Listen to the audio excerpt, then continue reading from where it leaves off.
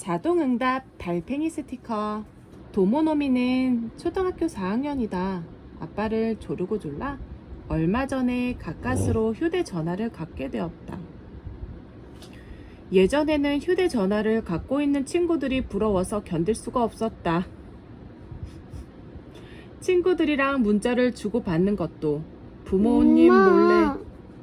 근데 왜 사달라는 줄 알아? 왜? 친구들이 8살 돼갖고 맨날 초등학교에서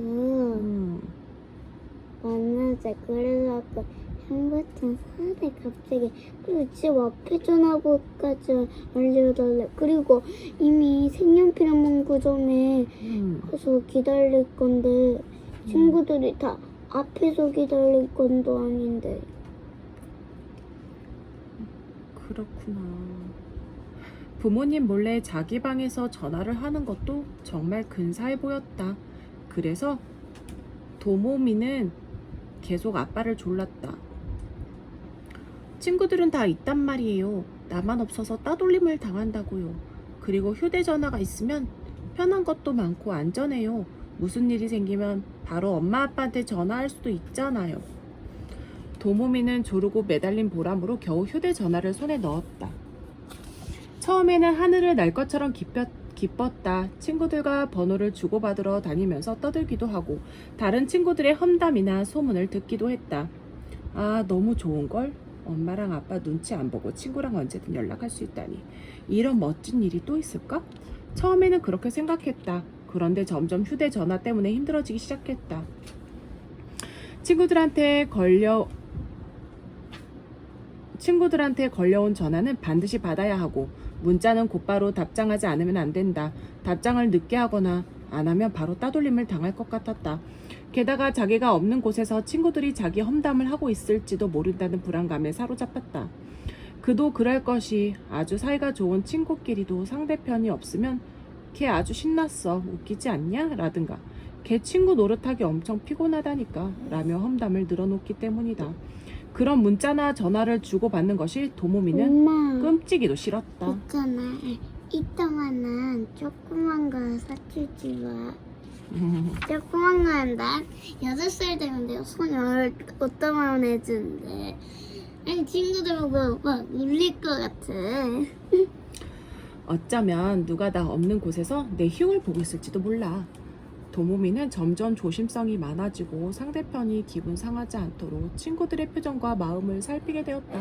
근데 엄마, 선생님이 칫솔이랑 치약 갖고 오라는데 칫솔 2개 갖고 오라 해갖고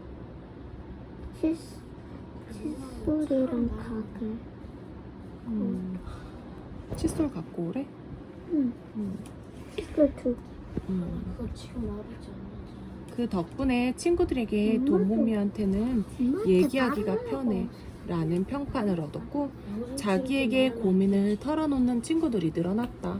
도모미는 이런 상황이 무척 힘들었다. 항상 누군가에게 붙들려 있는 기분이었다. 자기 시간도 없어지고 갑갑해서 미칠 것 같았다. 심지어 지금도 친구들의 뒤통수까지 들여다보고 있는 것처럼 느껴졌다. 그렇다고 이제 와서 휴대전화를 버릴 수도 없는 노릇이다. 분신이 있으면 좋겠다. 그러면 나 대신 전화도 받아주고 친구들의 별거 아닌 이야기도 들어줄 텐데. 도모미가 깊은 한숨을 내쉬면서 길 모퉁이를 돌았을 때였다.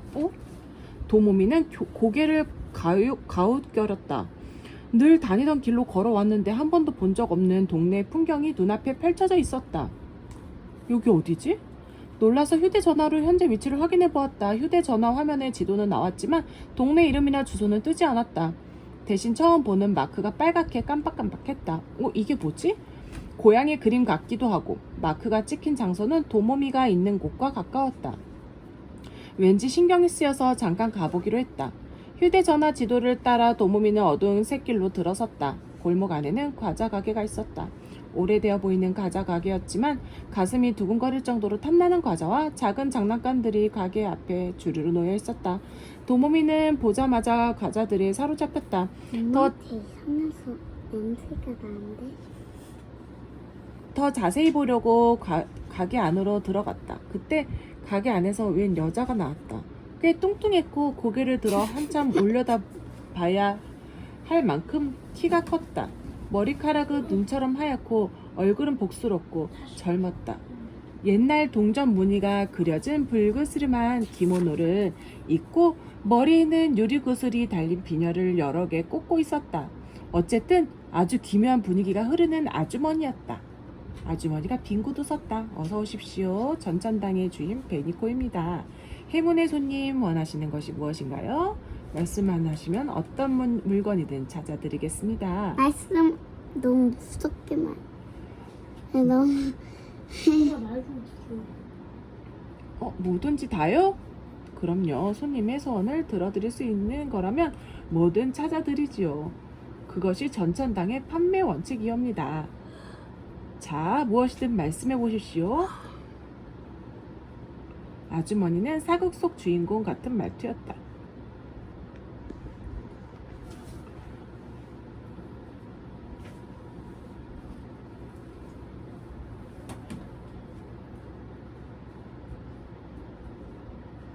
도모미는 코웃음을 쳤다. 말도 안 돼. 자기가 무슨 마법사라도 되나? 무슨 소원이든 다 들어준다니. 그렇지만 아주머니는 진심으로 말하는 것처럼 보였다. 도모미는 문득 진지한 기분이 들어서 솔직하게 대답했다. 저의 분신이 있으면 좋겠어요. 분신 말입니까? 분신 껌이나 쌍둥이, 팥소 등 여러 가지 종류가 있습니다만 어떤 목적으로 분신이 필요하신 건가요? 도모이는 휴대전화에 대해 이야기했다. 그러자 아주머니가 크게 웃었다. 그렇다면 딱 맞는 물건이 있습니다. 아주머니는 벽에 걸려있던 두꺼운 종이판에서 무언가를 탁 잡아떼었다. 이런 건 어떠십니까? 아주머니가 내민 손바닥 위에는 작은 스티커가 한 장 있었다. 달팽이가 그려진 스티커였다. 크기는 동전만 했다. 소용돌이 모양으로 빙빙 달린 달팽이 껍데기는 빨간색과 검은색 줄무늬였고 앞을 쳐다보는 달팽이의 표정은 사뭇 진지해 보였다. 자동 응답 달팽이 스티커는 전화와 문자를 대신 받아주는 스티커입니다. 손님에게 딱 어울리는 물건이라고 생각합니다만 어떻습니까? 가격은 1엔이옵니다. 살게요. 도모미는 바로 대답했다. 자동 응답 달팽이 스티커를 본 순간부터 갖고 싶어서 견딜 수 없었다. 게다가 단돈 1엔이라니 이건 꼭 사야 한다. 도모미가 동전을 건네자 아주머니는 싱긋 웃었다. 네, 오늘의 행운 동전 1995년에 발행한 1엔이군요. 사주셔서 대단히 감사합니다. 자동 응답 달팽이 스티커를 휴대전화에 붙여주십시오. 나머지는 스티커가 가르쳐 줄 테니 아무 염려 마시고요. 이렇게 해서 도모미는 자동 응답 달팽이 스티커를 손에 넣었다. 문득 정신을 차려보니 과자 가게는 온데간데 없었고 도모미는 평소 늘 다니던 길가에 서 있었다. 도모미는 얼른 손을 내려다 보았다. 틀림없이 자동 응답 달팽이 스티커를 쥐고 있었다. 다행이다. 꿈이 아니었어. 도모미는 곧장 스티커 포장지를 벗겨 휴대전화에 붙였다. 스티커에서 희미하게 빛이 나오는가 싶더니 더듬이 끝에 달린 달팽이의 두 눈이 도모미를 흘끔 올려다보았다. 그리고는 아주 침착한 목소리로 말했다. 자동 응답 달팽이 스티커 6호입니다. 부디 임무를 내려주십시오, 주인님. 스티커가 말했다. 분명히 말했다. 도모미는 화들짝 놀라기는 했지만 가슴이 두근두근 설레었다. 이거 정말 대단한데 6호라고 했지? 네, 어떤 일을 할 수 있어? 주인님 대신 전화와 문자를 주고받을 수 있습니다. 그러니까 내 목소리를 흉내내서 내가 말하는 것처럼 할 수 있다는 거야? 네, 문자로도 같은 일을 할 수 있습니다. 친구한테 절대로 들키지 않고 할 수 있어? 네. 그 순간 휴대전화가 울렸다. 화면을 보니 사야카한테 걸려온 전화였다. 도모미는 자기도 모르게 짜증이 올라왔다. 사야카는 좀 피곤한 친구다. 성격이 못된 애는 아니지만 자기 행동이 다른 사람들을 불편하게 할 수도 있다는 생각을 전혀 하지 않는다. 언제나 자기 이야기만 끝없이 늘어놓는다. 요즘 들어 사야카가 도모미한테 매일같이 전화를 건다. 한번 통화를 시작하면 어찌나 말이 많은지 지긋지긋하던 참이었다. 사야카는 실컷 이야기했으니 기분이 후련할지 모르겠다. 하지만 들어주는 사람은 견디기가 힘들다. 피곤한데 나 자기랑 상관없는 일에 이것저것 고민하게 된다. 그렇다고 전화를 안 받으면 자기를 무시했다며 오히려 화를 낼 게 뻔하다. 잠깐, 지금이야말로 자동 응답 달팽이 스티커한테 부탁할 때야. 도모미가 말했다. 사야카 전화를 받아줄래? 나 대신 이야기를 들어주면 좋겠는데. 통화 내용은 정리해서 나중에 보고할까요? 응, 부탁해. 알겠습니다. 자동응답 달팽이 스티커는 짧게 대답하고는 입을 꾹 다물었다. 대신 스티커가 파랗게 깜빡거리기 시작했다. 아마도 누군가와 통화하는 중에는 파란불이 깜빡이는 모양이다. 도모미는 몹시 긴장되었다. 자동응답 달팽이 스티커가 정말로 잘 해낼까? 만약 통화 상대가 가짜라는 게 밝혀지면 사야카는 불쾌하고 도모미를 미워할 것이다. 그러니까 들키지 않게 조심해야 한다. 도모미는 불안한 마음에 가슴을 두근거리며 집으로 돌아와 자기 방에 들어갔다. 이때까지도 자동 응답 달팽이 스티커는 계속 파랗게 빛을 내고 있었다. 도모미가 초조하게 불빛을 지켜보고 있는데 마침내 파란불이 꺼졌다. 도모미는 잽싸게 자동 응답 달팽이 스티커에게 물었다. 사약하고 통화 끝났어? 네. 무슨 얘기했어? 사약한님과 27분 38초 동안 통화 내용의 줄거리는 길거리에서 아이돌 가수가 되지 않겠냐고 제안받은 것에 대한 자랑이었습니다. 아 그래? 역시 안 받길 잘했네. 넌 뭐라고 대답했어? 재연하겠습니다. 아 그랬어? 대단하다 사야카. 그래 넌 예쁘고 춤도 잘 추잖아. 아마 엄청 인기 많은 아이돌 가수가 될 거야. 꼭 그럴 수 있다니까. 이렇게 대답했습니다. 자동 응답 달팽이 스티커는 도모미와 똑같은 목소리로 대화 내용을 들려주었다. 정말이지 도모미가 했을 법한 말이었다. 도모미는 깜짝 놀라는 동시에 정말로 기뻤다. 자동 응답 달팽이 스티커 대박인데? 이 정도면 귀찮은 전화와 문자를 모두 맡길 수 있겠어. 이제 마음껏 내 시간을 가질 수 있고 이상한 일로 쓸데없이 고민하지 않아도 된다. 야호! 도모미는 신이 났다. 그 뒤로 도모미는 자동 응답 달팽이 스티커에게 휴대전화를 맡겨버렸다. 자동 응답 달팽이 스티커는 정말로 쓸모가 많았다. 친구한테 온 귀찮은 전화를 실수 없이 받아주고 문자의 답장도 재빨리 해치웠다. 도모미는 매일 밤 자기 전에 자동 응답 달팽이 스티커에게 보고를 받았다. 오늘 하루 어떤 전화와 문자가 왔고 어떻게 대답했는지 빈틈없이 들었다. 그렇게 해두면 다음날 학교에 가서도 들키지 않고 친구들의 이야기에 자연스럽게 낄 수 있었다. 누구한테 원망을 듣는 일도 없었다. 너무나 편안한 걸 손에 넣었다는 생각에 저절로 웃음이 나왔다. 그렇게 석 달 정도가 지난 어느 날 밤 도모미가 방에서 숙제를 하고 있는데 갑자기 엄마가 들어왔다. 엄마의 표정이 심각했다. 예, 도모미 잠깐만. 왜요? 방금 사야카 엄마한테 전화가 왔는데 사야카가 아직 집에 안 왔대. 휴대전화로 전화를 걸어봐도 계속 안 받는 모양이야. 그래요? 사야카 안 만났니? 어디 놀러 간다는 소리 못 들었어? 사야카 엄마가 걱정이 이만저만이 아닌데. 글쎄요, 잘 모르겠는데. 다른 애들한테 한번 물어볼까요? 그래, 물어봐. 뭐든 알게 되면 바로 알려주고. 엄마도 다른 집에 연락해 볼 테니까. 엄마는 그렇게 말하고 방에서 나갔다. 도모미는 숙제를 팽개치고 휴대전화를 집어 들었다. 자동응답 달팽이 스티커. 야 유코, 오늘은 사야카한테 전화나 문자 안 왔어? 네, 16시 23분에 전화를 받았습니다. 사야카가 뭐랬어? 지금부터 시내 카페에서 기획사 실장과 미팅을 할 거라고 자랑스럽게 말씀하셨습니다. 곧 아이돌 가수로 데뷔하게 되었다고 했습니다. 그거 좀 수상하지 않아? 아이돌 가수 데뷔라니. 일이 너무 순조롭고 빠르게 진행된다. 어쩌면 사야카는 속고 있을지도 모른다. 도모미 얼굴이 새파랗게 질렀다. 유코, 넌 뭐라고 대답했어? 그거 참 대단하다. 어느 기획사니? 라고 물었습니다. 사야카님은 아직은 비밀이라고 대답했습니다. 역시 수상하다. 도모미는 곧장 사야카에게 전화를 걸었다. 그러나 신호음은 울리지 않고 연결이 되지 않았다. 아무래도 전원이 꺼져 있는 것 같았다. 생각하면 할수록 이상했다. 사야카는 누구보다 외로움을 많이 타는 아이다. 그래서 휴대전화를 꺼 놓는 법이 없다. 상대편 휴대전화의 전원이 꺼져 있다면 위치 찾기 기능도 소용이 없다. 그러니까 사야카는 완벽하게 행방불명이라는 뜻이다.